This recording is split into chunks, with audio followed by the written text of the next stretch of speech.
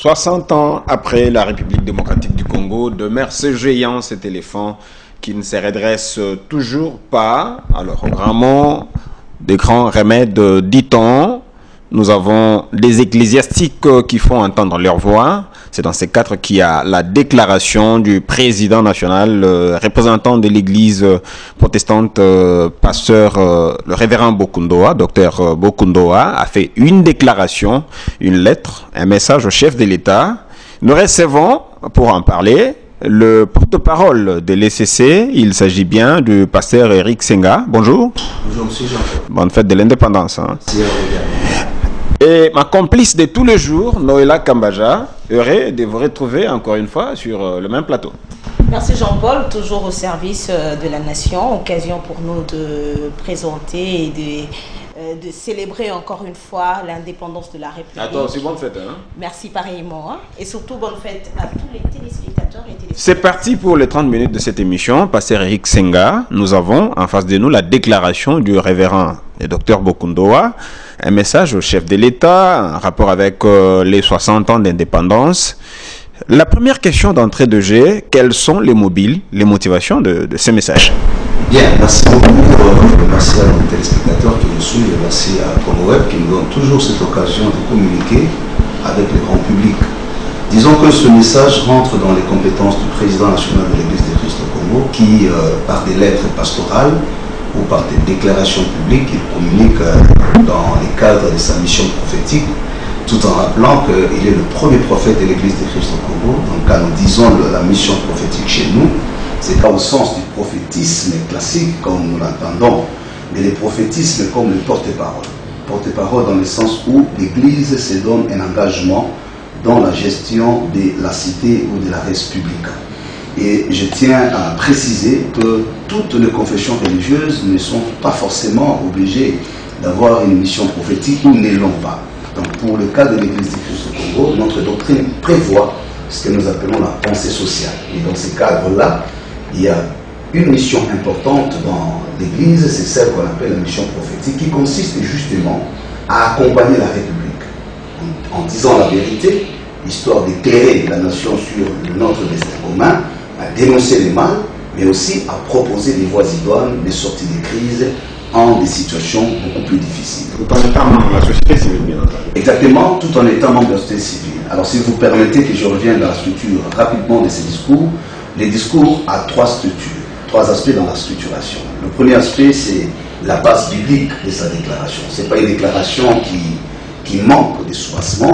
Il parle de Jérémie, le chapitre 29, versets 10 et 11, où le prophète annonce la limite du temps d'esclavage du peuple d'Israël en Babylone. Il dit, quand les 77 ans seront écoulés pour Babylone, je me souviendrai de vous. Quand les 70 ans seront écoulés, disais-je, je me souviendrai de vous. C'est la parole de l'Éternel adressée au peuple pendant un temps difficile d'histoire d'Israël, tant sur les aspects spirituels que politiques.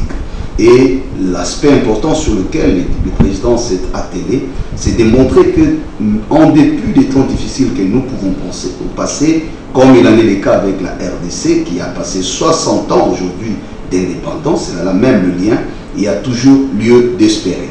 Deuxième aspect, c'est qu'il rentre dans les contextes immédiats de notre situation sociopolitique pour rappeler aux uns et aux autres la fragilité que nous observons au niveau de l'architecture institutionnelle du pays. Le paysage politique étant controversé par des guerres entre, d'ailleurs, la coalition au pouvoir, vous suivez avec nous, d'un côté, le côté cash où il y a eu les procès 100 jours qui incriminent et qui a même conduit à la condamnation du directeur de cabinet, M. Kamere, d'un côté, mais de l'autre, on sent aussi des tiraillements entre le président Félix Tshisekedi et du côté FCC. Et donc pour nous, cela fragilise fondamentalement les institutions. Sans oublier les côtés de l'opposition, la MOCA et les autres qui aussi donnent des points de vue contraires. Et donc le président a dû rappeler que le paysage politique n'est pas indiqué à conduire le pays au développement, ou surtout à stabiliser notre système sociopolitique. Et c'est comme ça qu'il en appelle aux concertations pour arriver à trouver l'identification des causes nationales, entre autres les réformes, puisqu'il dit ce quinquennat assumé par le président Félix Tshisekedi, devrait vous aider à passer de l'alternance pacifique à l'alternance démocratique. Puisque pour accepter cette alternance pacifique, il lui fallut les efforts et l'engagement de toute la société. Donc c'est un sursaut patriotique que les uns et les autres ont manifesté et qu'il était intéressant de maximiser ces opportunités. Et là, il établit un lien entre 1960 et aujourd'hui pour dire qu'en 60, nous étions dans la même situation où une sorte de dualité s'invitait entre le présidentialisme et le parlementarisme.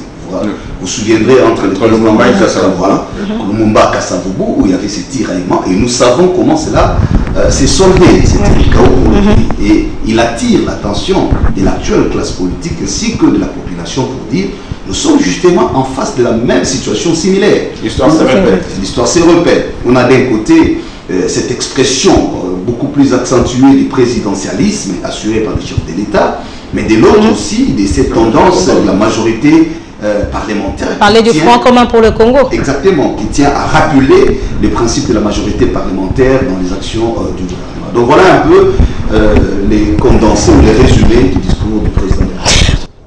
Pasteur Eric Senga, une question qui nous intéresse mais qui intéresse aussi la population. L'ECC fait un discours, de l'autre côté on va à votre allié l'Église catholique qui fait un discours, mais ce qui est intéressant, les contenus sont presque le même. Est-ce qu'on peut parler d'une coïncidence ou une concertation entre les deux alliés? D'une volonté collective et d'une conscience à la responsabilité du destin de notre pays. Il faut aujourd'hui noter que les deux églises, d'ailleurs institutionnelles du pays, qui au-delà des églises, ce sont des institutions sociales importantes et indispensables dans la gestion de l'Empire. Et donc, la haute hiérarchie de ces deux églises, c'est déjà concerté, ce n'est pas d'aujourd'hui ni d'hier, ça fait autant d'années que nous venons de lever l'option pour que les deux églises accompagnent la République. Donc, est-ce que vous n'êtes pas à la solde de certains politiques aigris qui n'ont pas eu l'occasion ou la chance de participer à la gestion de la chose publique? Le plus important est de savoir que dans un système social et politique, il y a toujours des interactions, des inputs et des outputs. C'est-à-dire qu'à un moment dans une société, il peut se faire prononcer des besoins fondamentaux qui s'exigent dans le bon fonctionnement d'un système social. Et c'est ce qui est le cas. Aujourd'hui, qu'on soit d'une appartenance politique, tribale, religieuse ou tout ce que vous voulez, mais nous avons... Il y a une opinion que vous taxe proche de la Mouka. Mais aussi être au service de l'Union européenne. Je pourrais avancer dans le raisonnement. C'est-à-dire, aujourd'hui, la difficulté, vous avez raison, les spécialistes en sciences politiques vous diront il faut toujours partir du paradigme politique dans une société. La RDC a un paradigme pluraliste. C'est-à-dire, nous ne sommes pas dans une sens monolithique. Ici, c'est le pluralisme. Pluralisme politique, pluralisme religieux, pluralisme ethnique, ce qui fait que tout à fait normal, nous soyons dans une sorte d'expansion d'opinion. Mais il ne faut pas que l'expansion d'opinion nous égare à des décisions objectives qui devraient être des réponses vraies et immédiates aux vrais problèmes qui se posent dans la société. Je veux dire quoi? À des termes beaucoup plus simples. Expliquez.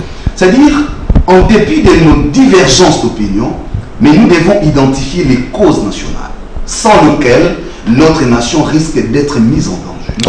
Notamment les 4 espèces, l'effort que nous devons tous fournir à ramener le pays sur le rail de la vraie démocratie. C'est-à-dire ici, nous, en ce qui nous concerne, comme Église du Christ au Congo, nous supposons que le réforme du système électoral, pour ne citer que cela, les réformes du système judiciaire et les réformes du système social sont le droit indispensable pour jeter les jalons à un nouvel événement, à un nouvel avènement d'un état de droit et d'une société de progression. Donc, on peut avoir des points de vue divergents, ce qui fait qu'à un temps, normalement, vous pouvez constater que les avis de l'Église et celles, soit d'un courant d'opposition, se rencontrent. Ouais. On peut se rencontrer du point de vue des raisonnements ou des options, mais cela ne fait pas de nous les alliés d'un même combat au sens idéologique. Comme vous, les ecclésiastiques, voilà, vous proposez les concertations et de l'autre côté, la Mouka propose un cadre de dialogue. Voilà, ça peut se coïncider, mais j'aimerais rappeler que le président de l'Église du Christ au Congo l'a dit dans son discours, rappelant que l'Église du Christ au Congo n'est pas un parti politique. et ni un relais, disais-je. Ça, c'est pas pour tromper peut-être la DG. Ça, c'est pour préciser. D'ailleurs, c'est pourquoi vous verrez, à un moment, on nous dit, nous sommes du côté du FCC. À un autre moment, on nous dit, nous sommes du côté de la Mouka. À un autre moment, on nous dira, nous sommes du côté des caches. Parce que justement, nous ne prenons pas la position selon les ambitions. Nous prenons la position selon la vérité. Là où nous pensons que ce schéma peut conduire la nation à une voie de sortie, nous épousons ce schéma. Et si par coïncidence, un de courant, n'est-ce pas, prenez la même position que nous, ça peut donner l'impression que nous allons, nous sommes à une sortie. Justement, oui. Pasteur, comment répondez-vous à ces personnes, ces voix qui s'élèvent dans l'opinion pour dire que depuis un temps, les CC et la SENCO n'accompagnent pas le pouvoir en place, mais au contraire, vous êtes en train de combattre? Notre mission n'est pas d'accompagner le pouvoir en place, entendu comme individu. Notre mission est d'accompagner la République représentée par ses institutions. Ça, c'est une grande nuance. Nous avons fait beaucoup d'efforts comme République à dépasser la subjectivation du pouvoir politique, c'est-à-dire l'individualisation du pouvoir.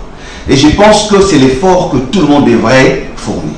Nous devons rechercher la force des institutions. Justement, à cet effet, pasteur, dans la déclaration, on peut voir les pistes de solutions proposées par le docteur Bokondoa, la concertation nationale. Mais est-ce que c'est une voie idéale, si je peux demander ainsi, dès lors que nous savons comment ça commence et comment ça se termine? Les concertations commencent par les regroupements de politiciens, tout ça, et ça se termine par le partage de gâteaux. Vous avez tout à fait raison, ainsi que toute l'opinion qui émette ces réserves.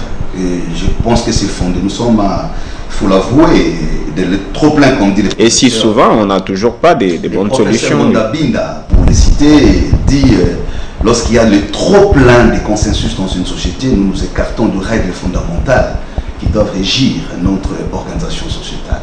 Donc nous sommes d'accord, on ne peut pas diriger une république par une multiplicité de dialogues. Ça, c'est clair avec nous. Ce sont de règles, notamment la fondamentale des règles, c'est la Constitution et les lois de la République. Donc, la difficulté ici part de là.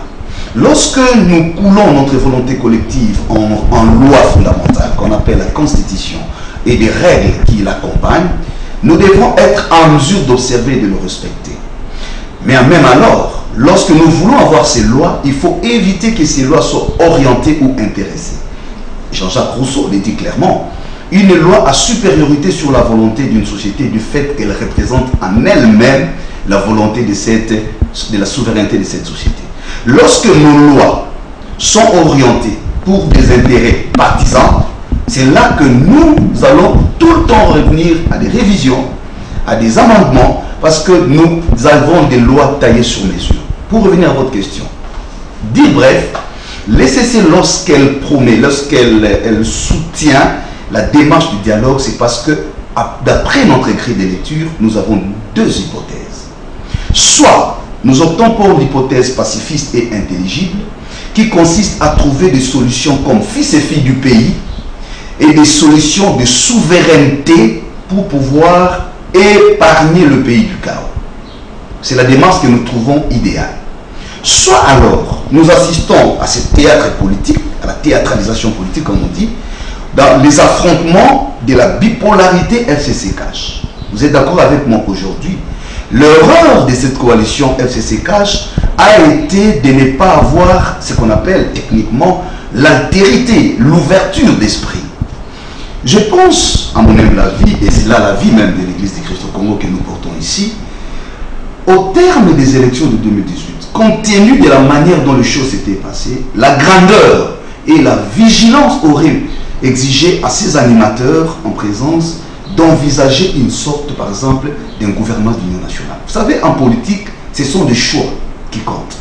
Ce ne sont pas des actions, ce sont des choix. Alors, si je peux terminer, oui. Ces choix auraient aidé quoi? C'est-à-dire, d'un côté, même ceux qui revendiquaient les chaos électoraux, tout ce que vous voulez, et ceux qui se retrouvaient bénéficiaires de ces élections, devraient plutôt privilégier l'harmonie sociale, la cohésion nationale, et surtout les nouvelles élans de développement. Malheureusement, on est parti déjà dans une posture de bipolarité, mieux de confiscation de la souveraineté populaire. Conséquence, tout s'est fait à la volonté des deux partis. Un gouvernement FCC-CACH. les mandataires publics, FCC Cash. Maintenant, nous devenons des victimes, n'est-ce pas, de la dialectique FCC Cash. Ça, c'est même confisqué. Vous savez, la notion de la légitimité n'est pas que juridique. Est-ce qu'aujourd'hui, le fait que le chef de l'État, Félix Tshisekedi, le constate dans son discours à la nation, que le destin de la RDC aujourd'hui est entre les mains d'une classe politique versatile, est-il un aveu de chèque? Non, nous trouvons ça comme un courage patriotique. D'ailleurs, les CC a salué le chef de l'État qui a presque répondu à nos préoccupations soulevées dans les discours du président. Nous avons trouvé des réponses objectives, mais nous disons que ça ne suffit pas à un discours de répondre objectivement, il faut maintenant le geste, les actes concrets. Il a eu ce courage historique, que j'appelle historique, de reconnaître d'abord que nous devons aller aux réformes. Pourtant, il est bénéficiaire des élections. Il n'a pas honte de reconnaître qu'en dépit du fait qu'il soit aujourd'hui président, ces élections restent sujettes à caution. Ça, c'est un courage historique. De deux, qu'il en appelle, comme vous avez dit, qu'il reconnaisse que le pays ne doit pas être l'affaire d'une certaine classe politique qui finalement confisque. Donc, il va dans le même sens que la volonté collective. Mais la question de savoir que faire. Il ne faut pas seulement constater. Que faire. Est-ce que comme d'autres, vous le trouvez trop parleur, mais qui ne fait rien? Non, nous le trouvons très systémique, méthodique dans sa démarche, mais beaucoup plus, il sent le poids. Je savais que l'ECC lui a rappelé que sa responsabilité personnelle ne sera pas épargnée en cas de dérapage. Oui, ça vous l'avez dit. Et l'ECC lui a encore rappelé qu'il est lui garant du bon fonctionnement de l'État. C'est-à-dire, à ce jour, la nation subsiste aussi grâce à lui qui assume ce que nous appelons techniquement le sacerdoce étatique. Il est le souverain sacrificateur du sacerdoce étatique. Aujourd'hui, dans son discours, le chef de l'État a fait allusion à la Bible. Il a même parlé des méchants. Comment l'ECC a accueilli ce discours lorsque le chef de l'État aujourd'hui fait recours aux Saintes Écritures? Qui est méchant? Nous sommes d'abord fiers de lui lorsqu'il se reconnaît chrétien. Et je vous informe qu'il est chrétien protestant de la 37e communauté de l'Église du Christ au Congo KDC, la paroisse de Philadelphie qui est notre paroisse. Oui. Ce qui fait que l'ECC a une responsabilité morale et spirituelle à accompagner les chefs de l'État comme fils de l'Église. Et même M. Joseph Kabila, je voudrais vous rappeler que tout le temps qu'il a été au pouvoir jusqu'à ce jour, il se reconnaît toujours protestant. Et si nous allons, M. Némi Moulania, qui est d'ailleurs protestant de notre paroisse universitaire, et si je vois Mme Abunda, je vois M. Moïse Katumbi, je vois Jean-Pierre Bemba, ce sont de chrétiens catholiques. C'est-à-dire les deux églises, protestantes et catholiques, au-delà de tout ce que nous pouvons dire, ont une responsabilité morale et spirituelle sur ces animateurs. Donc il en va de notre responsabilité de prendre cet appel de conscience spirituelle comme un engagement devant Dieu. Et selon vous, il parle de qui lorsqu'il parle des méchants? Non, je crois qu'il fait une reprise consciente des Écritures, en fait, qui dit, le méchant, c'est pas, il ne faut pas le voir dans le sens d'individu seulement, mais il faut le voir dans le sens de la catégorisation. C'est-à-dire, je peux être bon le matin, je peux être méchant le soir.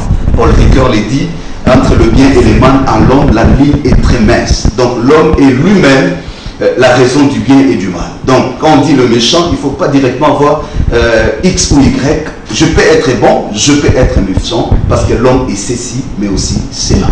Pour une première dans l'histoire, si vous me permettez de le dire, le chef de l'État, dans chaque discours, il fait toujours allusion à son partenaire, Joseph Kabila. Mais avoir le discours de l'indépendance, c'est comme s'il s'est passé de son partenaire. Est-ce que l'ECC a eu le temps d'analyser un peu ces discours à cette hauteur-là? L'ECC l'inscrit justement dans cette tension qu'il y a entre les deux familles politiques, parce qu'il ne faut pas se leurrer. Je crois que cette fois-ci, il a refusé de faire semblant. Bien des fois, c'est un discours politique masqué, maquillé, pour en fait ne pas faire transparaître quelques difficultés internes à une coalition politique. On dirait qu'il est fâché. Et non, pas seulement fâché, mais il donne une couleur.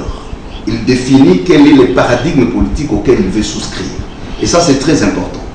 Je pense, j'ai toujours dit, et aujourd'hui je le dis haut et fort, M. Joseph Kabila a eu raison de dire avoir manqué 15 conseillers. Autour de lui. Parce que parfois, quand nous observons la manière dont les choses se passent, vous suivez un peu ce qui se passe au Parlement, vous suivez. Je crois qu'il y a certains actes. Il ne suffit pas qu'un acte soit bon, mais aussi il faut analyser l'urgence et l'opportunité. Il y a parfois des choses quand nous voyons nos politiciens, des actes qu'ils posent, on se pose des questions. Est-ce qu'ils sont avec nous dans le même pays? Est-ce qu'ils vivent la même réalité? Et ça, c'est très important. Puisque, Hannah Arendt dit ceci. Toute action politique, idéale soit-elle toute action, elle doit être possibilisée dans la réalité, c'est-à-dire dans l'art du possible. Vous pouvez avoir des théories que vous voulez en politique. La valeur d'une théorie politique, c'est sa capacité de se réaliser dans un contexte bien défini. Pasteur, j'ai vu quand même une phrase importante qui m'intéresse dans cette déclaration du docteur Bokondoa. Le chef de l'État doit prendre ses responsabilités devant Dieu. Ça veut dire quoi? Et devant l'histoire. Pour lui rappeler que la nation n'appartient pas seulement à ceux qui sont vivants. La nation dont nous parlons appartient à Lumumba Kasavuru qui est mort, appartient à nous qui sommes là, appartient à nos enfants, aux futures générations. Et ces responsabilités d'aujourd'hui, devant Dieu, détermineront l'essor de notre nation dans les jours à venir. Et nous voulons lui rappeler que le choix qu'il fait gouverneront l'avenir de notre nation. Procès 100 jours, comment le CC a accueilli la condamnation de Vital Kamerhe? C'est une action judiciaire qui n'est pas encore clôturée parce qu'il y a encore possibilité de voir des recours ordinaires et extraordinaires. C'est la première instance. On ne sait pas déjà à ce niveau tirer toutes les conséquences du droit. N'est-ce pas pour vous un signe d'un avènement d'un état de droit au pays?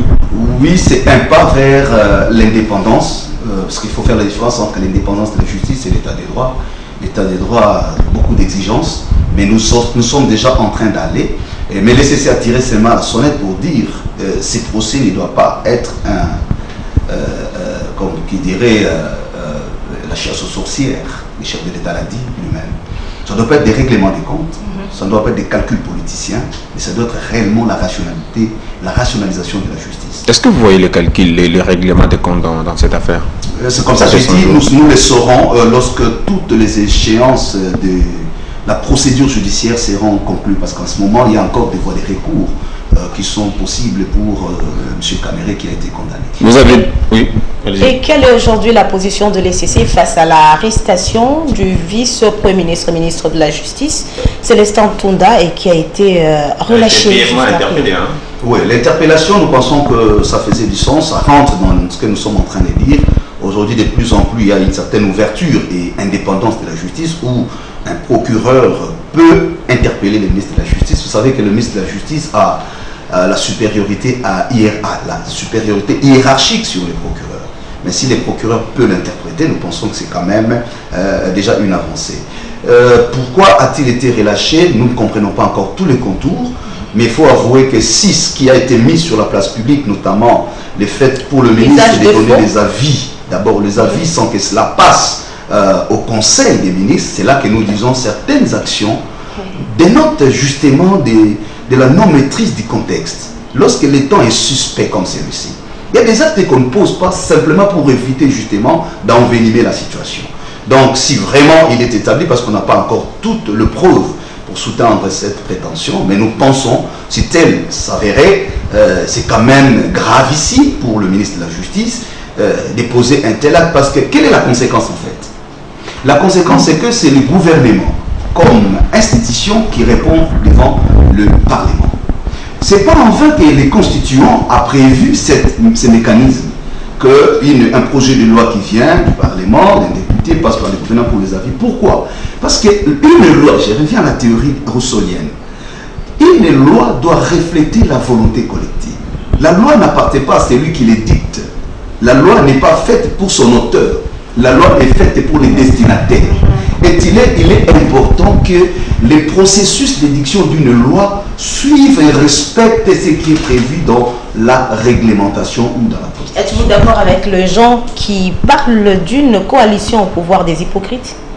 Bon, en politique, il n'y a jamais de sincérité comme nous l'appelons. Non, c'est difficile de parler de la sincérité, surtout dans un contexte comme celui-ci. Donc si cette opinion pense ainsi, je crois qu'elle est en train de voir justement que c'est vraiment une affaire d'intérêt qu'une cause nationale. Pasteur Eric Senghor, vous avez dit des Néhémie Mouilagnan d'être membre de votre église, mais lui et le FCC, ils ont été en colère contre ces faits d'interpeller brièvement le ministre de la Justice.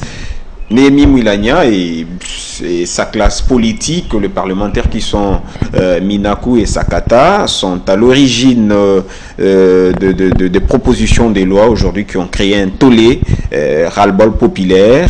Comment les CC apprécient ces propositions de loi? Est-ce que c'est opportun aujourd'hui? Non, pas opportun d'ailleurs, nous l'avons dit clairement. D'ailleurs, dans le discours du président, il insiste sur une réforme judiciaire qui tient compte de l'effectivité, de la démarche vers l'effectivité de l'état de droit.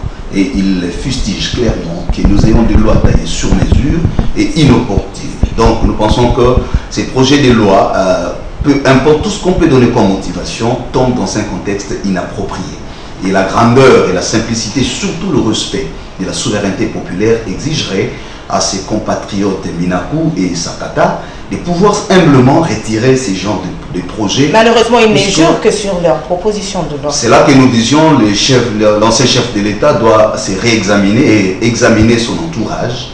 Est-ce que tous ceux qui jouent sont réellement conscients des enjeux? Parce qu'au final, c'est lui qui est visé. Voyez-vous, nous avons vécu cela avec Mobutu.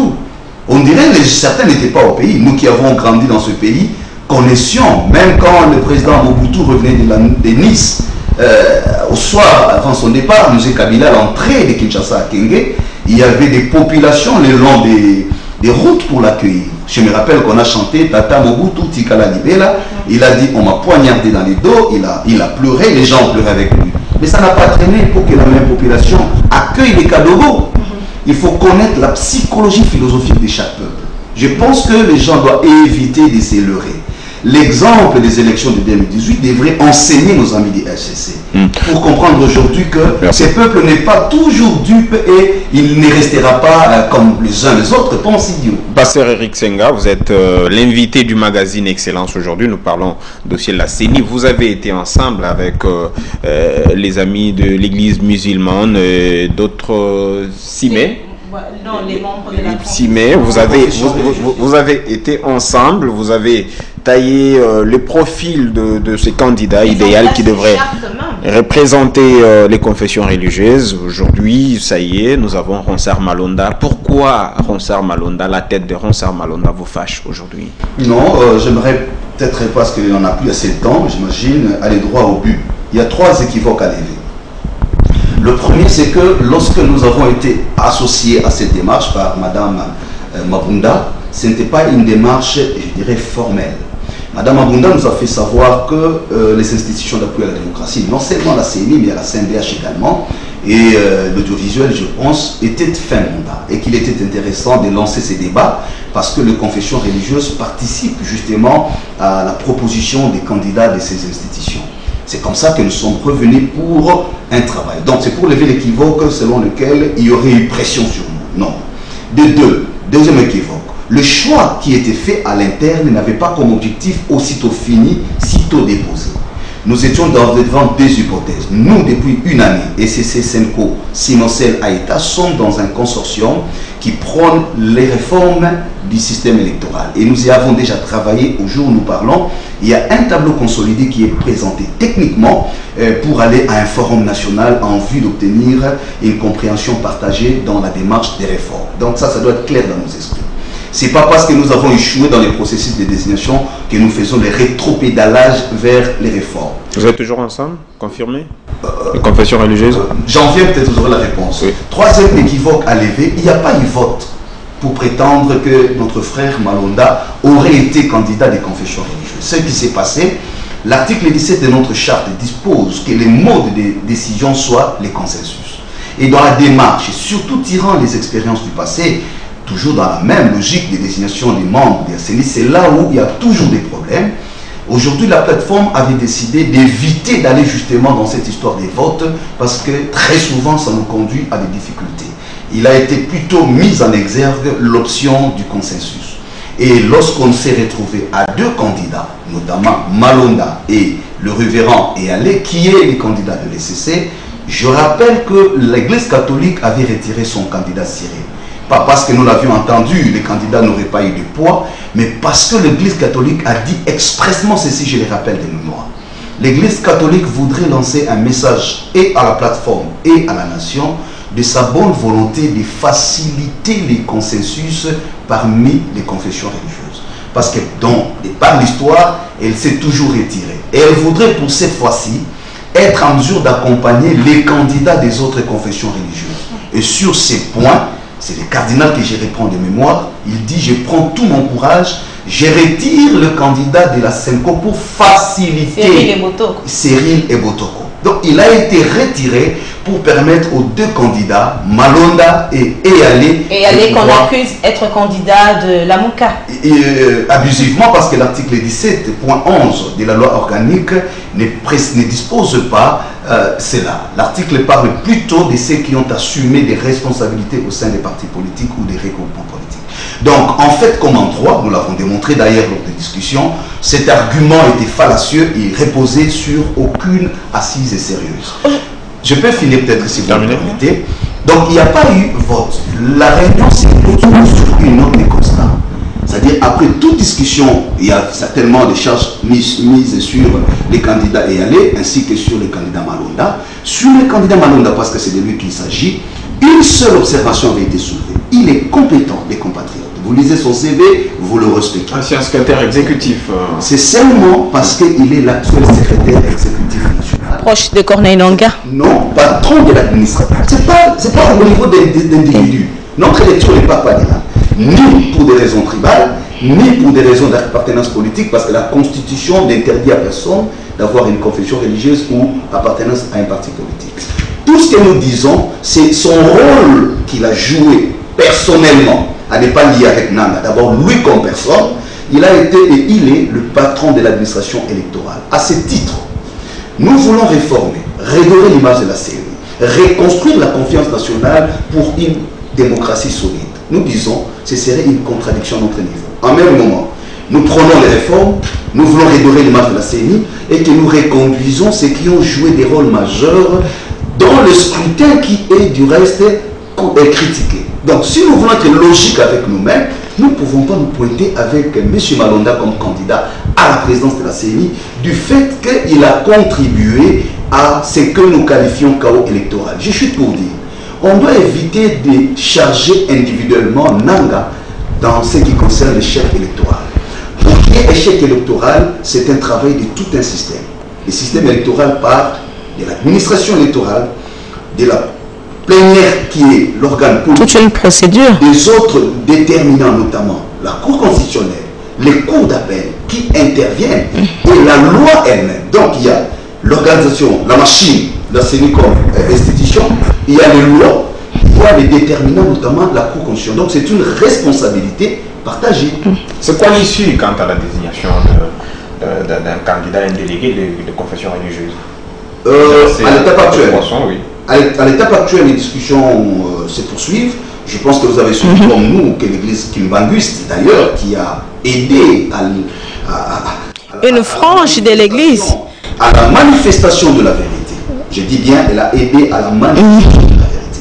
Parce qu'on a voulu nier le fait que Rossard Malonda, qui a été présenté comme candidat Kimbanguiste. Vous avez suivi la haute hiérarchie mettre à nu cette machination. Mais elle ne s'est pas arrêtée par là. Je crois que vous avez aussi appris qu'aujourd'hui l'église Kimbanguiste vient de changer son délégué auprès de la plateforme des confessions religieuses et de la CIE. Donc aujourd'hui, il y a quelqu'un d'autre qui vient, pour qui nous avons déjà beaucoup d'estime, et nous remercions la haute hiérarchie de l'église Kimbanguiste d'avoir aidé la République à ne pas tomber dans un piège qui paraissait déjà trop risqué pour l'avenir de notre pays. Une dernière question. Aujourd'hui, l'opinion se pose plusieurs questions autour du délégué des confessions religieuses à la Commission électorale nationale indépendante. Dans la dernière sortie médiatique de la SENCO, sous la casquette aussi de l'ECC, vous exigez des réformes d'abord de la CENI avant de désigner. La question qu'on se pose, pourquoi l'ECC, la SENCO, vous êtes d'abord engagé dans le processus et lorsqu'il y a eu échec, vous revenez d'abord pour commencer à exiger la réforme? Est-ce que c'est parce que votre candidat n'a pas remporté? Et plusieurs se disent, si le candidat de l'ECC et la SENCO avait remporté, vous n'aurez pas dû lever le temps pour exiger des réformes de la CENI. Je pensais avoir répondu à cette question aujourd'hui, au passage, je rappelle peut-être dans quelques secondes que nous étions ou nous sommes devant des options. l'option réforme, c'est celle que nous continuons à soutenir et je vous ai fait entendre que nous sommes dans un consortium ECC, Senko, Aïta, Simosel. Ça, c'est une option où nous exigeons des réformes. Mais en même temps, dans la dynamique des confessions religieuses, tous les partenaires n'ont pas partagé cette option. Ça, il faut se le dire. Donc, à l'interne, il y avait déjà une sorte de deux tendances. Nous sommes de la tendance qui pensait qu'il faut d'abord aller aux réformes et nous continuons à les penser. Mais il ne fallait pas nous présenter dans ce processus. J'en viens. Une autre tendance pense que nous devions remplacer. Qu'est-ce que nous avons fait? Lorsque Mme Mabunda nous a appelés, je vous ai dit, notre processus était interne. Le processus n'était pas formel de manière qu'on désigne et qu'on présente. On s'est plutôt dit, nous serons devant deux hypothèses. Même s'il y aurait réforme, nous serons toujours dans l'obligation de présenter un candidat. Comme on n'avait jamais eu ces débats à l'interne sur les candidats à présenter, il était important d'ouvrir ces débats et que même si on a déjà nos candidats, on devrait les mettre au frigo pour que quand viendra les moments, si c'est l'option réforme qui est devant nous, nous ne serons pas en retard de dire, parce que même s'il y a réforme, il y aura toujours un président de la CENI. Ce n'est pas sûr. Et je rappelle que Janine Mabunda est d'avis qui est d'abord des animateurs avant les réformes. Donc on voulait être en phase avec les deux options. Pour ne pas être en retard. En retard, d'un côté ou de l'autre. Mais nous disions, même en cas de réforme, on n'aura pas trois présidents pour la CENI. Il y aura un seul président. Et donc quand nous serons devant cette hypothèse et on demanderait aux confessions religieuses de présenter leurs candidats, nous serons déjà bien partis pour dire le travail a été fait à l'interne et voilà. Malheureusement, les six confessions religieuses ne jurent que sur Ronsard Mabunda. Ils sont libres parce qu'ils nous sommes en démocratie. Je voudrais vous prévenir, ça a été clairement dit à Madame la Présidente de l'Assemblée, il n'y a aucun PV qui donne le fondement à ce que nous qualifions comme l'évidence. Nous en parlerons. Peut-être je vais chuter. Oui, terminé par ça. S'il y a obstination, nous n'hésiterons pas de saisir les conseils d'État pour faux et usage de faux et les tribunaux de grande instance sera également saisi parce que nous considérerons cet acte comme une grave violation de droit et ainsi un acte dolosif par rapport à la vérité. Voilà, ça sera votre conclusion, Pasteur Eric Senga. Merci d'avoir disponibilisé de votre temps. Merci d'avoir répondu à notre invitation. C'est à moi de vous remercier. Merci également à Noëlla Kambaja d'avoir partagé ces partagés. Plusieurs questions sont restées en suspense, faute de temps. Espérons que le pasteur reviendra sur le plateau et surtout avec la charte des confessions religieuses. Vous promettez d'être flexible. Volontiers, tant que le Sénat nous permettra d'avoir le souffle. Merci à vous, chers téléspectateurs, amoureux de ce magazine Excellence. Merci à Freddy Kipimo derrière les caméras. Merci à Maurice Gigando, notre directeur de programme, et à Marcelin Chiswaka, le DG des Congo Web Télévision.